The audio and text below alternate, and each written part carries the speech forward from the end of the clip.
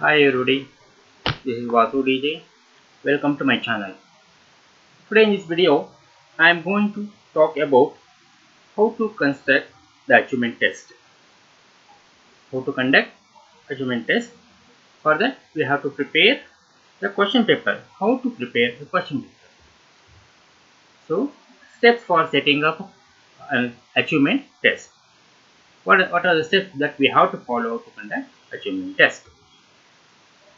The steps for setting up a good and meaningful unit test are: first, planning or design of a test.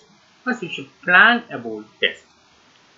In planning, under this design, what are the points you have to keep in mind? First is unit analysis. What is the unit that we have to analyze? The unit we have to take, that you have to analyze.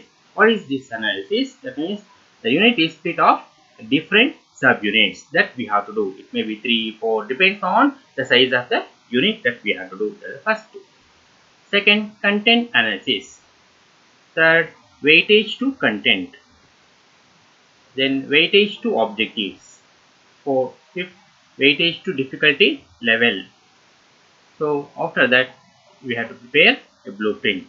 In detail, we will go discuss further. Next. Second step is, that is editing the achievement test. After the planning, we have to edit. In edit, construction of the items, that is the questions that we have to construct, and we have to select in the questions and grouping of the test items, instructions of the examining, and sections in the question paper, part A, part B, like that, and preparing a marking scheme and scoring key. So in each step, what mark it carries, so what's the answer, so all we have to prepare. And lastly, reviewing the question paper. So question wise analysis we have to do, and critical evaluation of the test. So then lastly, after that editing, we have to administering the test. We have to conduct the test. That is, we have to give the question paper and we have to conduct the test. Then interpret the test result. After that, we have to collect the paper and we have to see that score the answer script. We have to assign the marks to the itemized analysis. After that, so which question you attended, which not attended, all we have to do that. Then statistical treatment. So based on the measures of central tendency, mean, median, mode, that we have to calculate. And also, so quartile points, if you want, you can use this, the quartile deviations. And based on the frequency polygon and histogram, we can interpret the data. Now let us see one by one what is the planning of design.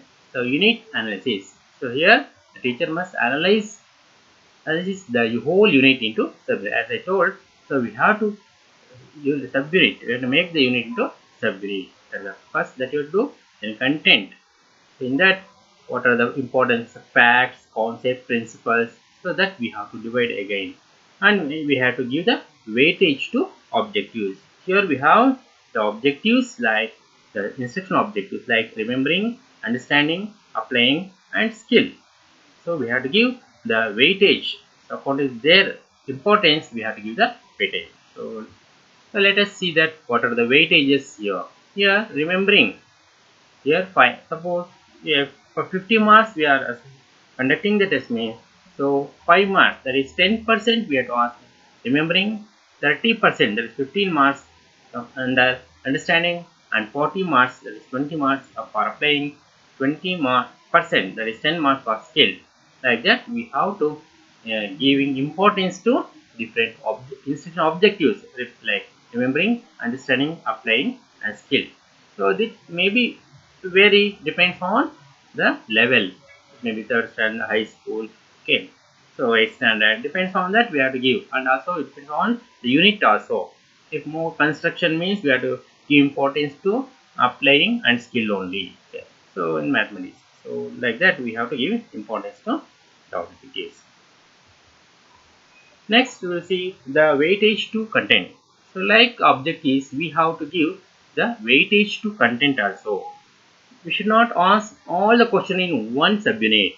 Okay, we have to ask the question in all the subunits to cover whole unit.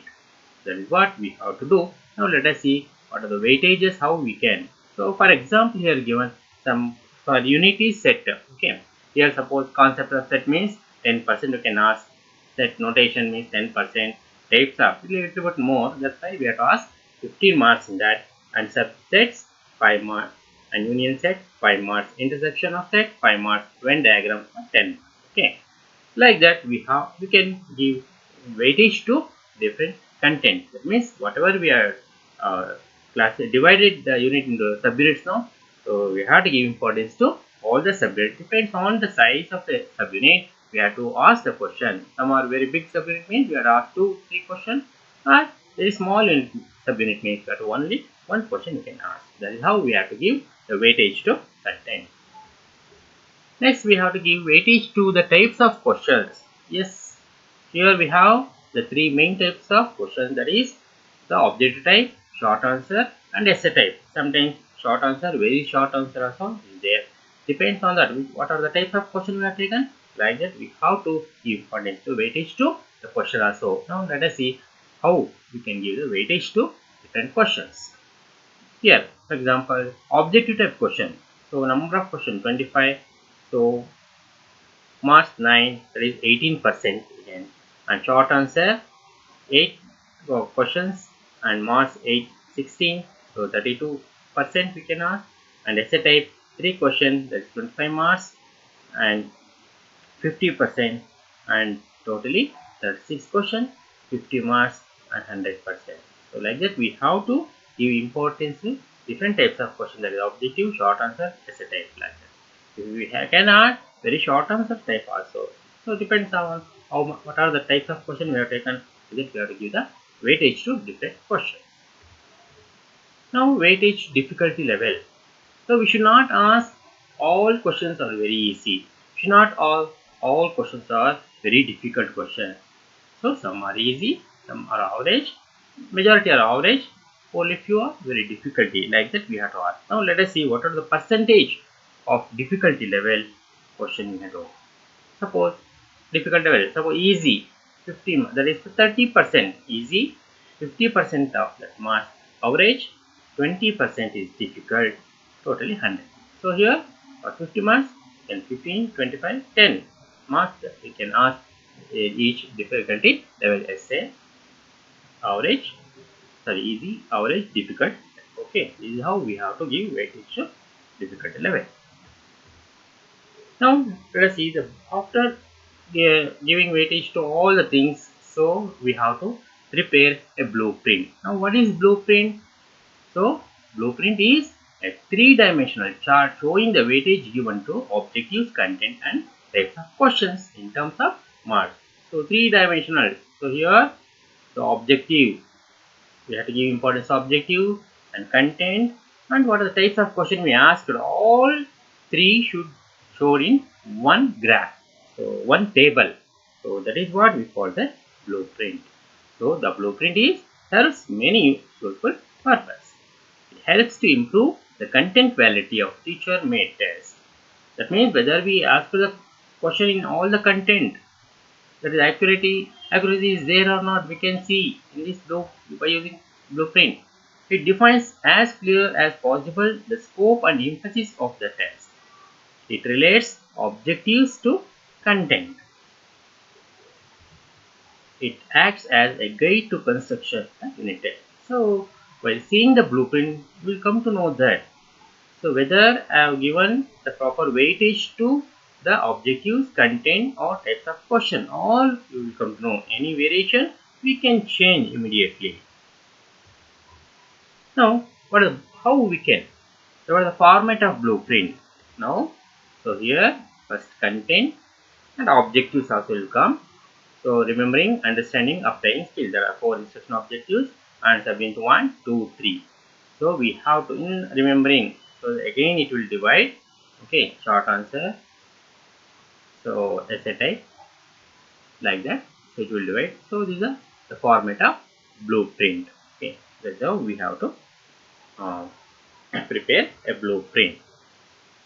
So this is how we have to prepare the question paper. Thanks for watching. If not yet subscribe my channel, please subscribe.